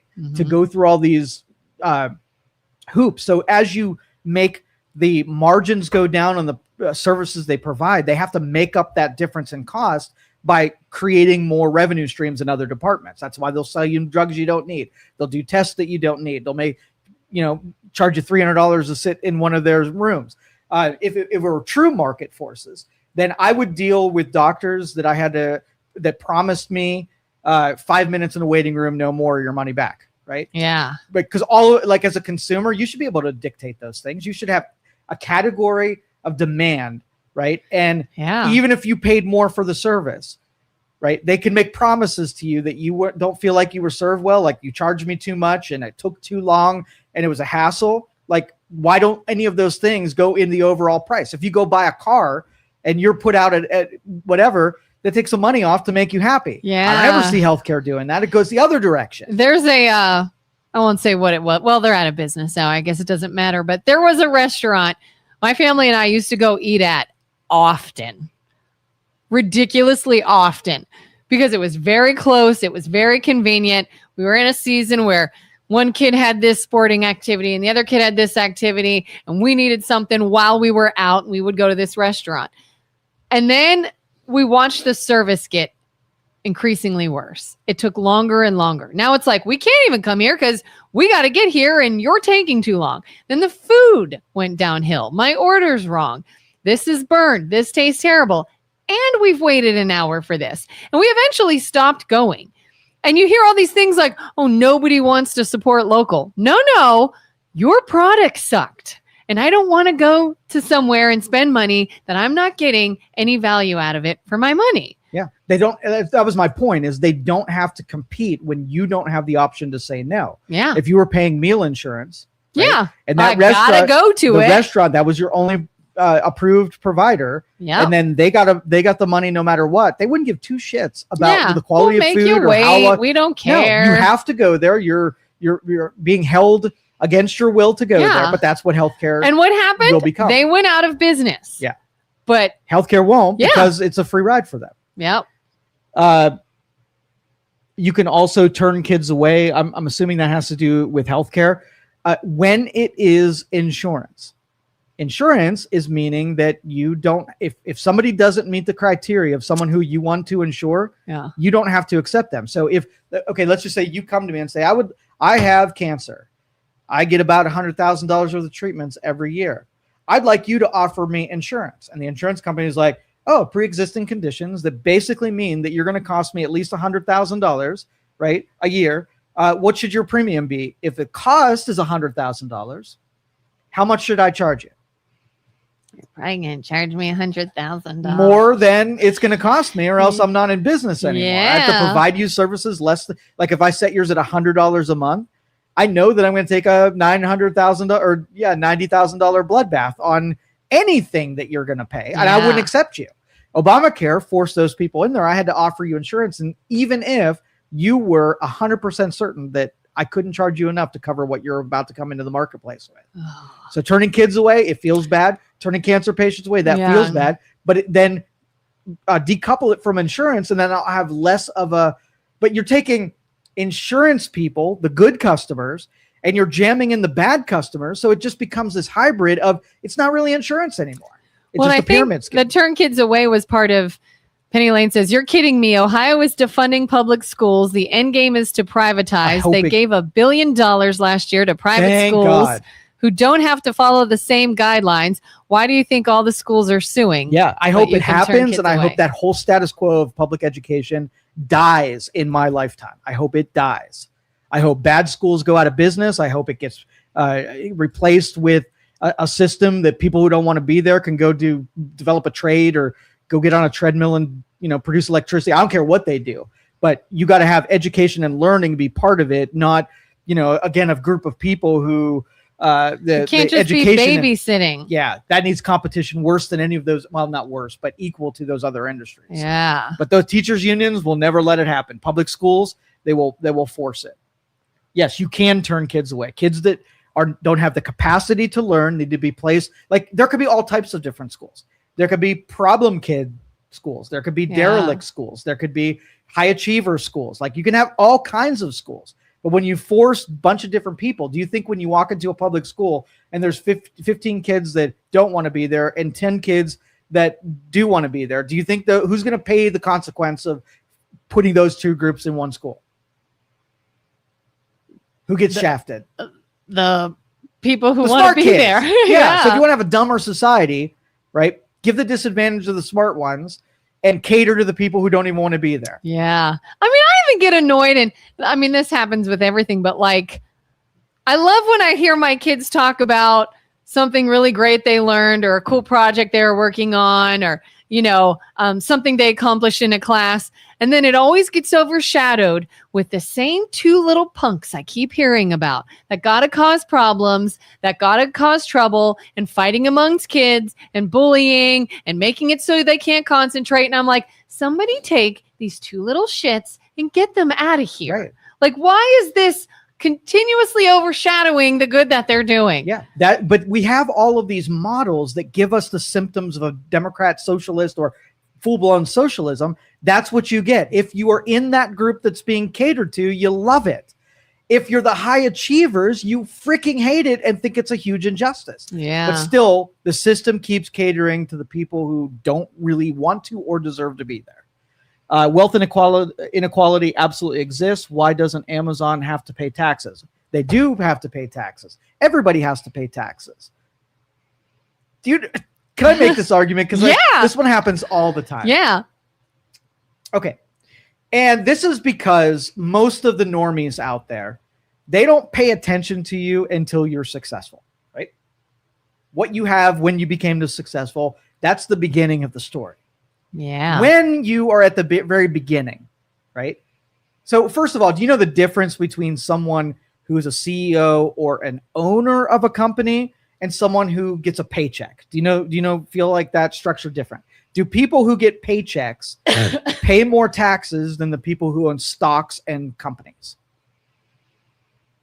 I've never been in that group. Okay, so. most of the normies haven't either, and that's why they Yeah. don't understand how taxes work, because they think CEOs get, $1 million handwritten paychecks that have tax deductions and all that. They're connecting two things that are not alike at all. Okay. Okay. Yeah. So how do people get taxed if you don't have a paycheck? Like if I'm a CEO and I have a $0 paycheck, how much am I taxed? Zero. $0. I didn't collect the paycheck. Yeah. All of my wealth is held in stocks that I own in this company. When I need some money, here's the part I will agree with, that there is a loophole. The only actual loophole that I have ever come across is when a wealthy person that owns stock takes a loan out against the value of the stock that they own. All right. And they use that money to buy something and it's not taxed. Right. Yeah. But in a normal, and I don't know why we allow that to exist. That's one that I disagree with. That needs to go away tomorrow. Anytime that you sell an asset that has value, a car, a house, or whatever, you have what it costs to buy. And in this case, I got paid in stock from somebody, so my cost to buy that was $0. When I sell some of that stock, right, it has a $0 seed, and then maybe I sold 1 million share or $1 million. Well, I'm taxed at a corporate rate, or the sale of that, a realized gain of 30%. So if I look down to your paycheck and you paid 30%, when I sold my stock, I paid 30%. I can have no realized gains in that year, and I don't have to pay any money when it's realized gains. Okay, so there's that. Mm-hmm. And back to the Amazon thing. So Amazon lost money for almost a decade. 200,000 here, 5 million here, 10 million here. The losses over that 10 years. So they basically had a negative number, Amazon's total profit over the course of 10 years. So when you have a loss, right, you're able to write that loss off to future gains. So if I lost $10 million in 2000 and I made, what did I say, $10 million? Yeah. $10 million in 2010, how much money did I make? $0, right? Yeah. But if you don't take into account the losses that came before the gain, right? Yeah. And you just said, look, they made $10 million and they paid $0 in taxes. There's more to that story and what the government makes you do. So if I have a loss, I have to depreciate that loss over a number of years. So if I lose something, and this is an unfair on the corporate side of things.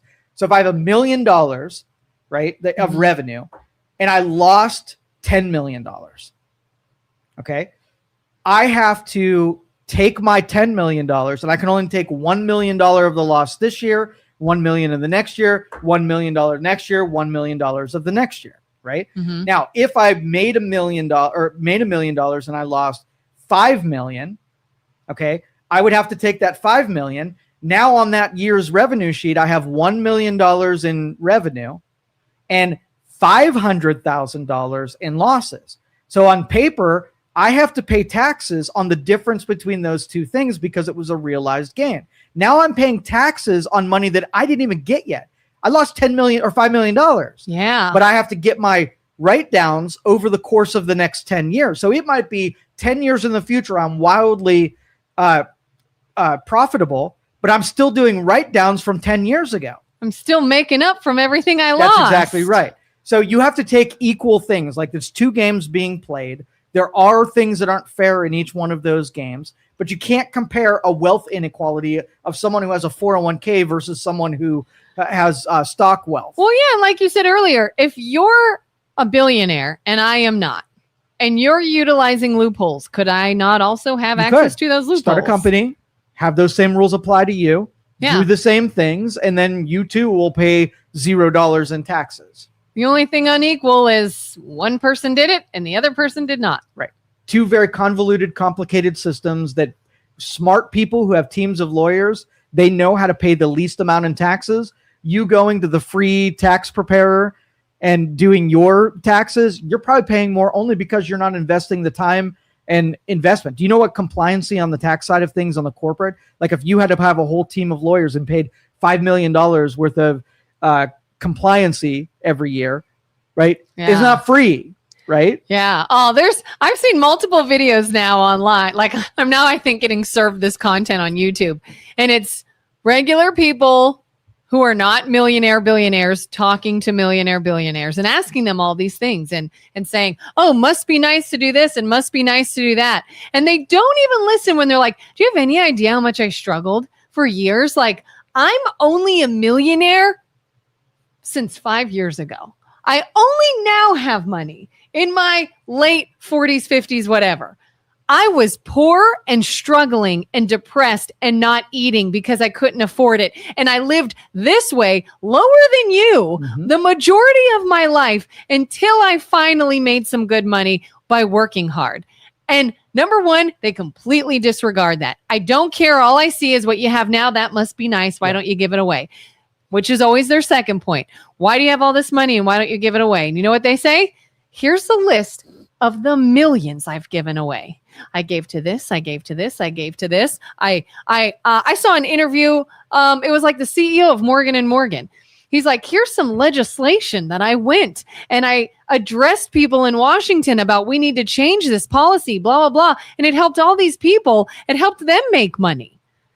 You don't see that, do you? But you think I'm the bad guy. Yeah. And, you know, during that whole marathon socialism rant that I had before, the people who will create the regulations that stop new people from getting in the game are the people who go after the billionaires. Yeah. Because they make it so complicated because they want to go get your money that a new guy coming into that loses all the advantages. Like if you take all the incentive away of doing that, make it really hard to be that, then when I say just go be a billionaire too, it's almost impossible because we've assaulted that class of people so much. Who would ever want to? It is easier to make that class look like the bad guy, get everybody to hate them and take their money than it is to explain to the others why they have it and you don't and what you can do to get it. Yeah.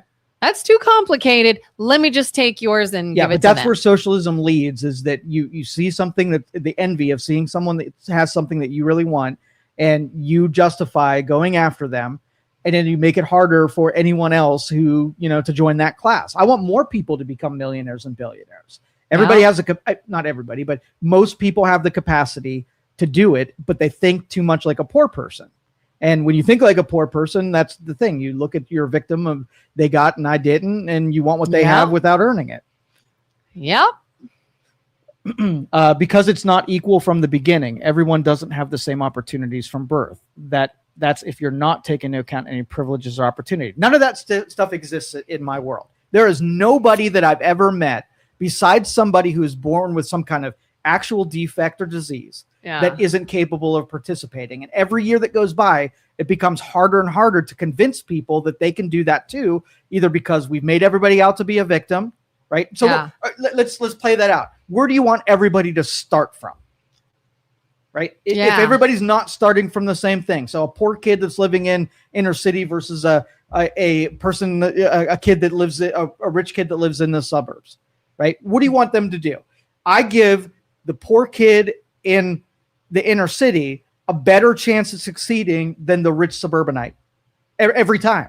Why? They know how to work. Because what making it means that you have to be motivated and persistent. Yeah. And if I'm going to put money on which one is going to be motivated and stay motivated long enough to do it, I'm taking the person that sees what not having is and doesn't want to be there, than the kid that really, it's my mom will take care of me if whatever. Every single time I'm putting money on inner city. I mean, it's a fact. Some people are born into a wealthy family and some are not. Some people are born into royalty and some are not. We are not all going to start at the same league. And if you think you should take from someone who is, then you will also be taken from, because there's someone poorer than you.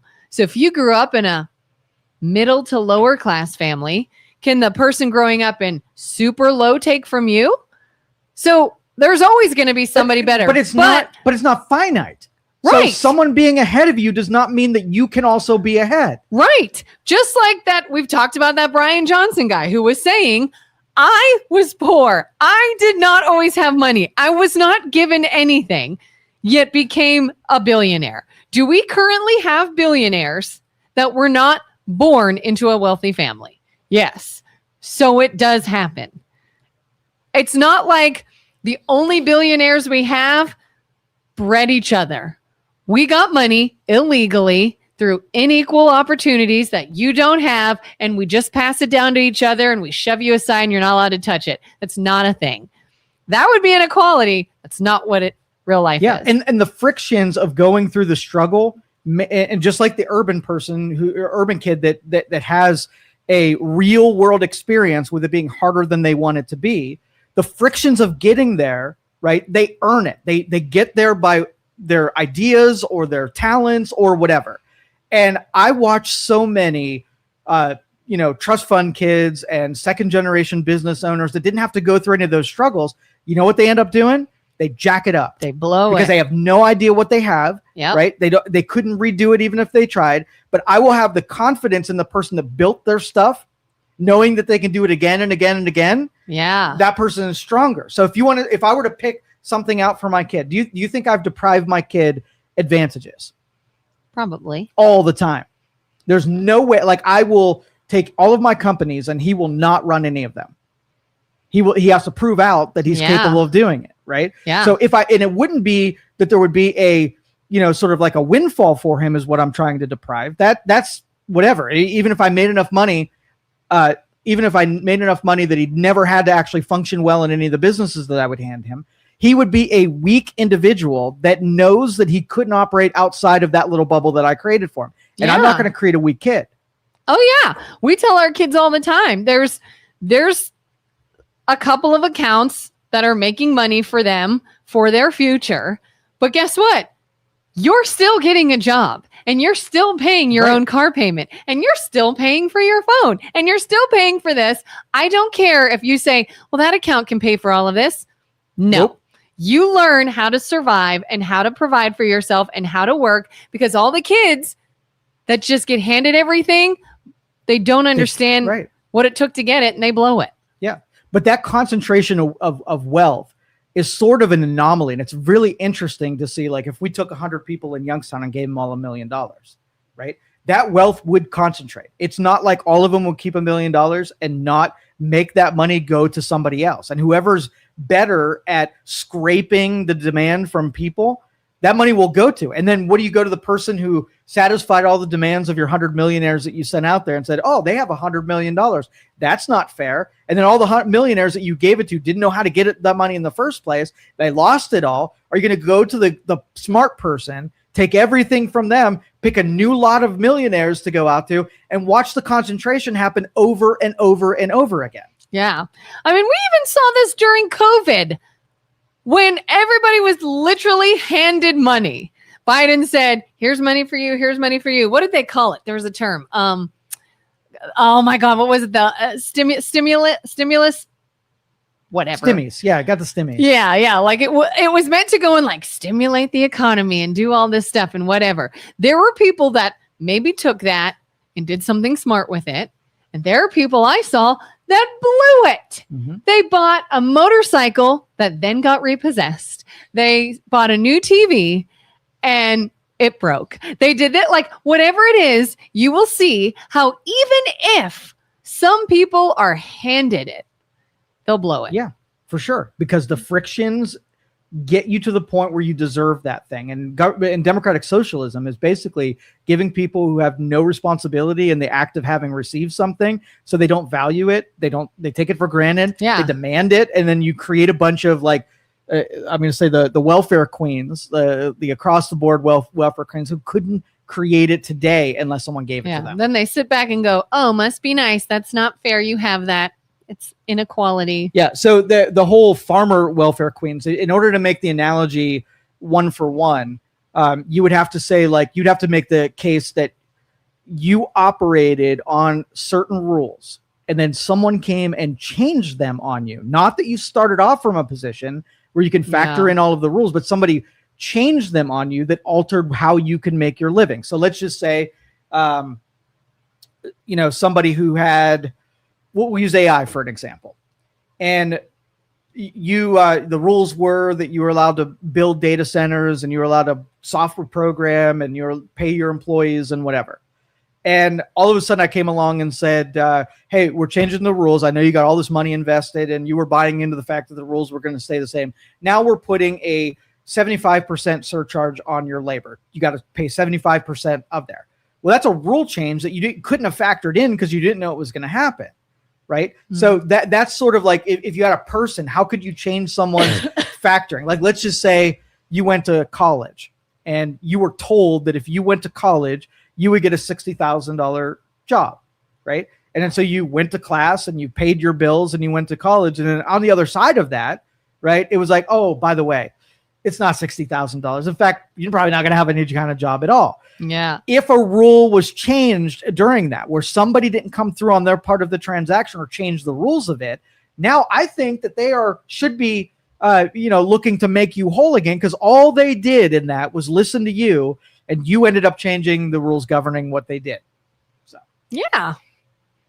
Actually, especially with women as executives, there has been an upward trend correlating that with financial performance. What's that? The 70%? That statistic that says women make 70% of what men do? The biggest bullshit statistic of ever. She's saying that's been changed since what has? Women executives? Is that what you mean? Especially with women as executives, there has been an upward trend correlating that with financial performance. Well, I'm sure as more women become executives and they realize executive pay, it will be equal to what other executives that can provide the same kind of performance. Shareholders and board of directors, they all require the same thing, and they don't care if a man or a woman's doing it. It should be blind to the fact that, what gender the person is that's sitting there. There was one time I found myself in a position years ago. I worked in an office that the employees, for the most part, everybody kind of did the same thing. There was like, really, this person handles this, and this person handles this, and this person handles this. But like, for instance, if I was in one realm, I could still go and do some of what the others do. And I remember a new hire coming along and there being some scuttle in the office because somebody else saw that person's paycheck or whatever got left out on someone's desk. And I remember going, and I couldn't help but think, from what I heard, I didn't know, I didn't get involved, I didn't ask this person, but from what I heard, the newcomer doing less than me, and I do the same thing as them, is making more. I've been here longer. We do the exact same thing. I'm more experienced. And I couldn't help but wonder, that was a man and I was a woman. And part of me is like, it creeps in. Is it because I'm a woman? Or was there something more there? There may have been. But I think there is this culture we have that people start looking for reasons as to why. Was it ever men made more than women? Ever? Like decades ago? Probably. Could that have started this? Like it was a thing? When did it stop becoming a thing? I'm just saying I could see the blurred lines there. But women and men are different. They have different patterns of behavior. They are willing to do certain things. Women are more agreeable, men less agreeable. So if you take all of the attributes of women, and if they're acting and behaving as women, then statistically they are a different thing of comparison, different metrics of comparison. But again, some are different. Not all women act the same. Not all men act the same. Well, we're talking about statistics. So if you're going to use a statistic that says women make 70% and not use statistics about what men and women are comparative, you want to take an isolated incident. So if you say that you work harder and you should be paid more than whatever, I'm going to take someone who works harder and is paid. So you're taking a 1-for-1 comparison. You can't kind of switch logic on me if you're going to use statistical versus statistical. Yeah, or no, not. I'm just saying devil's advocate as to why people think. Yeah, there are primary reasons why women make less than men. Some of them are biological, some of them are behavioral. So do you think men and women are different? Do you think that if they behaved and did the same things, that they would be paid the same things? You're saying their sex is different, but in any other way, they're the same? Well, they have the same ability. They have the same talent. Okay, so here, let's just take Joe and Kelin. I bet you I get a better outcome than you. Okay, we're both walking up to someone, and I'm going to walk in there knowing what I'm worth, making demands, right? And telling them I'm not going to do anything until they give me what I'm after. And Kelin walks in there, and she gives them a resume. She gives them her resume, goes through all the great reasons that she would be a great hire, never making the demand of what she is unwilling to do because she's not aggressive in that way. You are hoping that they would acknowledge your talents. I demanded that they would acknowledge my talents. So then you don't get paid more because you didn't demand it because you're more agreeable than me. So I can very easily see me getting a better outcome than you because you didn't do the same thing I did, right? You were not willing to do the same thing. So if I went in and made the demand and you did not, I would have a better outcome than you? For sure.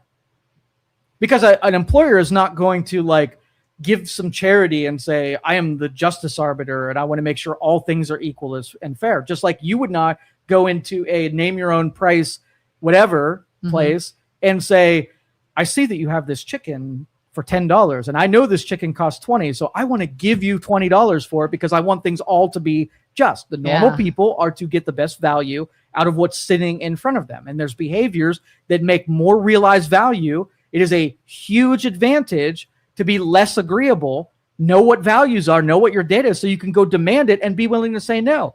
Women just don't like to be like aggressive. They don't like to fight. They don't like to have the confrontation. So they make less because they demand less.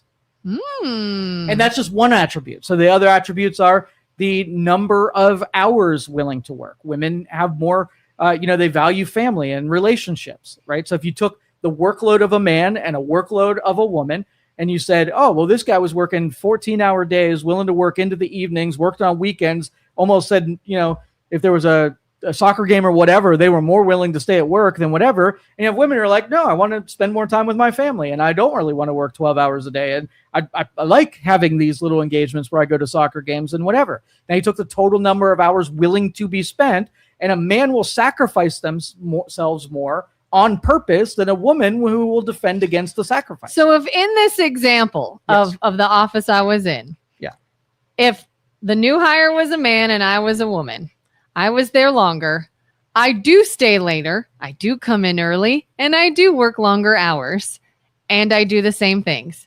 If he made more, would you say that looks like bullshit? I would have to do a side-by-side comparison, and I will tell you why you made less based on that side-by-side comparison. It might be what you demanded, how you spoke, how you had your ducks in order as far as data goes. And I'm gonna guess you demanded less and you were more agreeable. That's probably the most likely.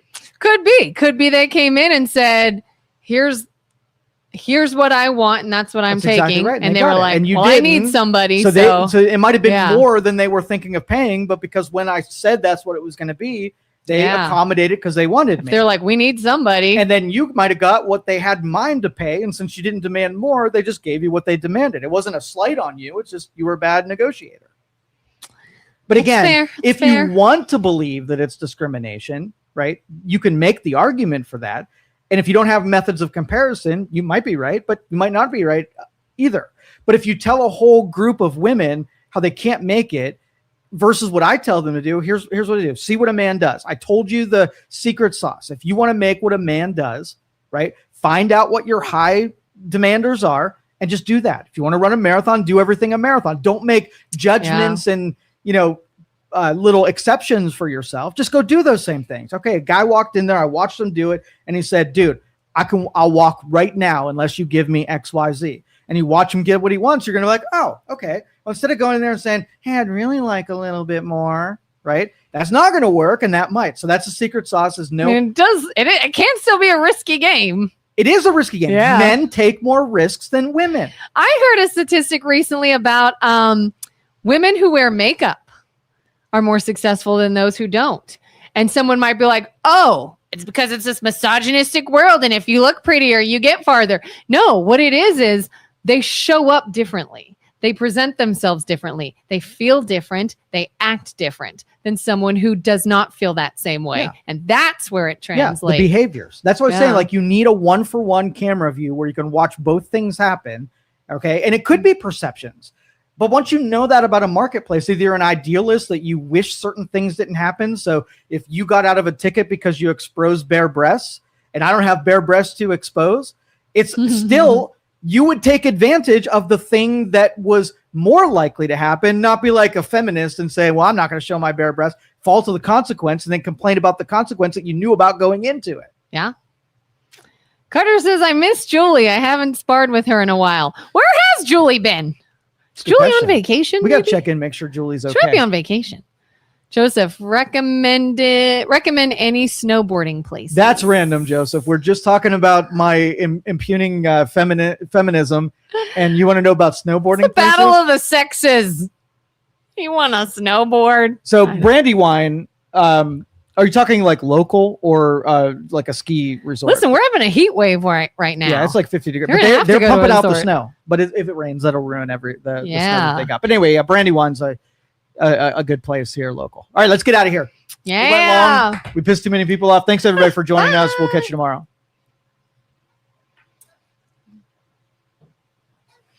Thank you for listening to this show on Youngstown Studio. This is original Youngstown content. Feel free to share our videos and tell your friends about us. Don't forget to subscribe to our YouTube channel and follow us on Facebook. Thank you for your support.